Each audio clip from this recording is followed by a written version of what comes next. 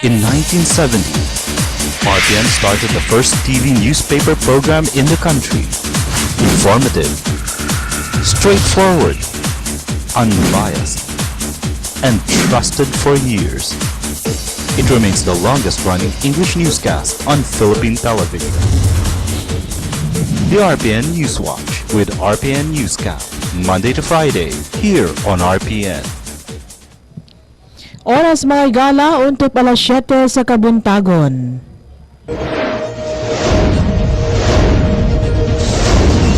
Balita sa DXKO, mga nagunang kasayuran sa tinugdang lokal, nasyonal, gawas sa nasod, sports ug entertainment, inyong mabati sa balita sa DXKO. Balita sa DXKO. Ug karon, ania ang inyong tigbalita. Cagayan de Oro ug Misamis Oriental, malipayong adlaw kaninyong tanan aniya kining RPN Morning Edition o RPN Newswatch Morning Edition nga mga balita pinaagi ning sibihan sa DXKO ang Radyo Ronda dinhi sa syudad sa Cagayan de Oro.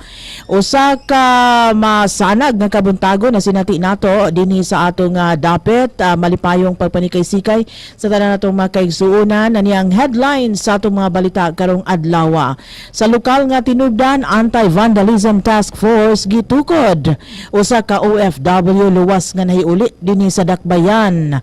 Kaso sa Menengo Coxemia gikabalakan. Samtang Pebrero 14 adlaw sa mga dughan, umatod pa Valentine's Day, deklaradong 1 billion rising dinhi sa syudad. Sa balitang nasudnon, 5 ka mga Pinay na aresto sa Ninoy Aquino International Airport tapos giingong nalambigit sa human trafficking scheme. Sa natad sa sports, usa ka seminar workshop gihimo sa mga coaches ug chaperones dinhi sa Northern Mindanao alang sa pagpangandam pagsalmot sa palarong pambansa sa bulan sa Abril.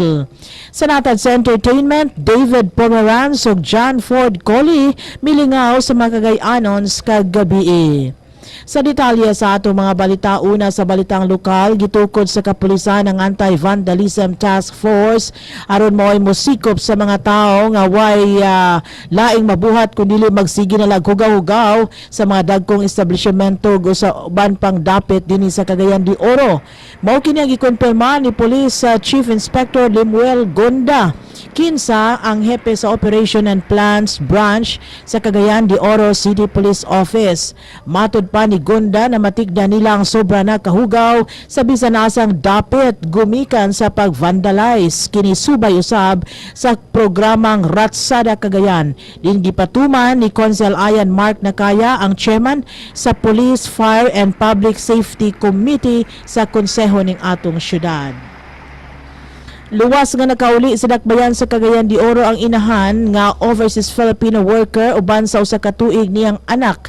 Si Joy Melicor, 27 anyos, taga Upper Carmen ni Dakbayan, nagtrabaho isip receptionist sa usa ka hotel dito sa Dubai, United Arab Emirates. Ang nahidangat din sa atong Dakbayan, siya nanarbaho sa mga lugar sukat pa ni atong 2009 apan gipapahawa sa iyang amo human kini na mabdos. Human sa pagpanganak niya, wa na kini katrabaho o nabati na gyud niyang kalisod dito sa gawasan nasod. Miabot kini sa Dakbayan og luwas nato nakalabayng adlaw kuyog sa usa ka tuig niyang anak. Din gikataho nga usa ka Pinoy da usab ang nakapamabdos kaniya. Ang inahan ni Melicor dinhi sa Dakbayan miduol kang Konsel Simeon Likayan aron sa pagpakitabang nga makauli balik sa Pilipinas ang iyang anak. Din si Konsel Likayan midangop usab sa Villar Foundation. Nasayran nga mismo si Ginang Cynthia Villar nang hingusog gayod sa pag-negotiate sa consulate sa Dubai aron matabangan si Melicor og kini nahinabo tapos nahidangat na kini pagbalik sa Dakbayan og nakauban na niya ang iyang pamilya. Usa ka balaod nga nagtukod sa Department of Environment and Natural Resources kon DENR sa pag-reforest sa 3 ka hektaryang public land sa Dakbayan sa Cagayan de Oro ang gipangamahan ni Congressman Rufus Rodriguez sa segundo distrito ning syudad nga aprobahan na sa Senado sa ikaduha og final nga pagbasa. Ang maong balaod noon nagdala sa kun ang maong balaod nun gipanday aron na sa pagpugong sa lain na usang mga baha nga may tabo dinhi sa dakbayan nga mukalas sa libuan ka kinabuhi. Nasayran nga ang maong gipalabang nga lakang duha na katuig kini nga gisangat sa kongresista diin matod pa ni Rodriguez 2009 pa kini iyang sangat ato sa 14th Congress sa tibok yuta sa syudad sa Cagayan de Oro. 5,251 ka hektarya o 38% niini giila isip timberland, samtang 1,809.43 hectares ang aktual nga adunay talamnon nga mga kahoy. Ang mga balaod nun, kung ang maong balaod nun nag-alokar usab sa 37.5 million pesos nga gipakang kini tinuig nga national budget alang sa reforestation nga palagalang kuba na sa duha ka congressional district dinhi sa Dakbayan. Sa uban pa mga balitang lokal, mobalo sa 200,000 ka mga illegal nga droga ang nakuha sa mga sakop sa Philippine Drug Enforcement Agency o PDEA. Northern Mindanao sa gimong bypass operation sa nakalabayng adlaw sa barangay Kauswagan.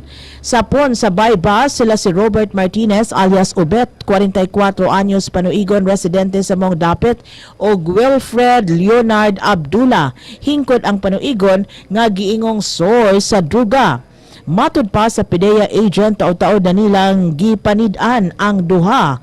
Human sila nakadawat og report nga ang dinakpan mo'y supplier sa druga sa nasangpit nga lugar.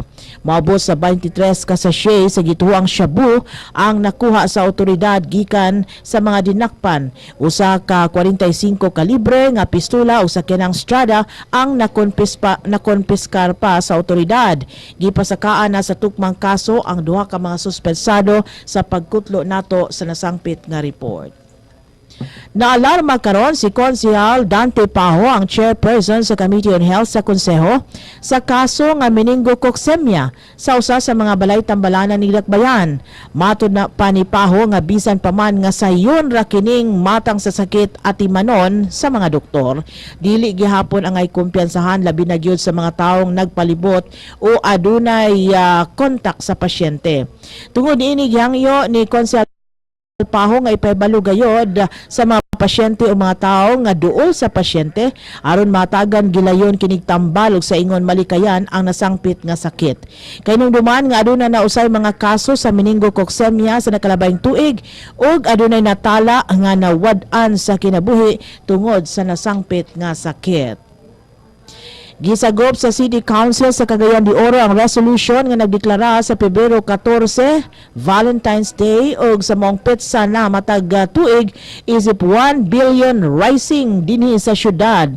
Kini nga resolusyon gipangamahan ni Vice Mayor Cesar Ian Acenas ato sa ika-15 ka tuig nga anibersaryo sa Gabriela Women's Party. Si Rodora Bulusan, Regional Coordinator sa Gabriela, nagpahibalo ngadto kang Vice Mayor Acenas nga sa Valentine's Day usa ka bilyon ka kababayin-an ug kadtong mahiligon sa pagbaklay, pagsayaw ug pagbarog aron i-demand ang pagtapos sa kawad-on ug kasamok dinhi sa nasod ilang gidapit. Ang 1 billion rising usa ka saad kini nga mobarog uban sa kababayin-an ingon man kalalakin-an sa tibuok kalibutan aron sa pag-ingon nga sakto na hunungon na ang kagubot karon. Ang Cagayan de Oro 1 billion rising event himuon kini sa alas 3 sa hapon sa Pebrero 14 diha sa Magsaysay Park.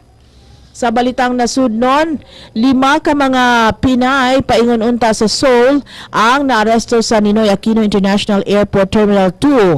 Ang kasamtangang giimbestigahan kini sila sa pagsuspetsa nga sila mga biktima sa human trafficking scheme nga nagpahimutang sa mga Filipina entertainers paingon South Korea. Ang 5 nasapon sa departure area sa mga alertong immigration officers. Mao nga napugngan kini sila sa ilang gitakdang biyahe unta sa Philippine Airlines paingon sa Hong Kong. Sigon sa nasayran ang mga naaresto mga turista nga magbakasyon unta sa Hong Kong apan tungod sa pagduki-duki sa otoridad hingpit nga giadmitir niini ang ilang intensyon paingon sa South Korea. Sila pagkulang sa gikinahanglang dokumento sama sa permiso gikan sa Philippine Overseas Employment Administration o POEA. Matud pa sa mga otoridad o sa BI Acting Intelligence Chief Attorney Maria Antoinette Mangrubang, nagpahimutang o nagpahimangno nga kadtong nagtrabaho abroad nga walay hustong dokumentasyon mag-expose sa ilang kaugalingon sa posibleng pag-abuso, maltreatment o unfair nga labor practices. Sa natad sa sports, baguhay pa lamang usa ka seminar workshop in sports medicine ug sports nutrition ang gihimo sa mga coaches ug chaperones sa amihanang Mindanao nga mosalmot sa 2013 palarong pambansa nga himuon sa dakbayan sa Dumaguete sa bulan sa Abril.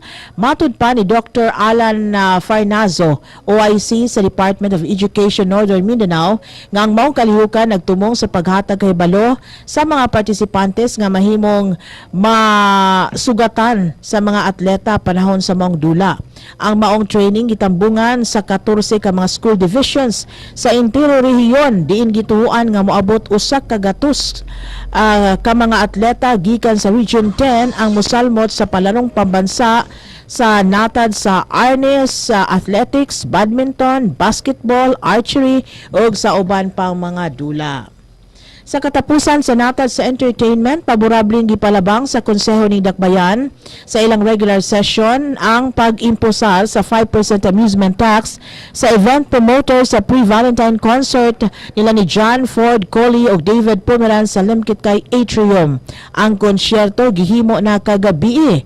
Gipasabot sa chairman sa Committee sa Games and Amusement sa Konseho nga si Consel Adrian Barba nga mihangyo ang promoter sa mong konsyerto nga kibhangan ang ilang pagbayad sa amusement tax tungod kay tipik sa kitaon sa maong konsyerto idugang pagtabang sa mga nabiktima sa sendong. Usa ka talagsaong lingaw ang gihimo sa duha ka sikat nga mag-aawit ngadto nas mga Cagayanos kagabi ning taliabot nga pagsaulog sa Valentine's Day. Ug mao kato naglangkob sa atong mga balita alang karong adlaw pit sa utso sa bulan sa Pebrero. Balikan nato ang uluhan sa atong mga balita. Una, sa lokal nga tinubdan Anti-Vandalism Task Force gitukod usa ka overseas Filipino workers luwas nga nakauli sa dakbayan. Kaso sa meningococemia gikabalakan. Pebrero 14 deklaradong 1 billion rising dinhi sa syudad sa Cagayan de Oro. Sa balitang nasudnon 5 ka Pinay na aresto sa NAIA tapos gingong nalambigit sa human trafficking scheme. Sa natad sa sports, usa ka seminar workshop gihimo sa mga coaches ug chaperones dinhi sa Northern Mindanao alang sa pagsalmot sa 2013 palarong pambansa. Sa natad sa entertainment, David Pomeranz ug John Ford Coley nilingaw sa mga Cagayanons kagabi. Daghang salamat sa inyong pagpaminaw sa RPN Newswatch Morning Edition. Pinaagi ning sibihan sa DXKO, ang Radyo Ronda sa siyudad sa Cagayan de Oro. Ako si Jean Cero Ihos, mayong adlaw sa tanan. Maukadto ang hanay sa mga labas nga kasayuran sa atong palibot. Mga balita nga angay niyong masayran dinhi lamang sa DXKO. Daghang salamat sa inyong pagpaminaw.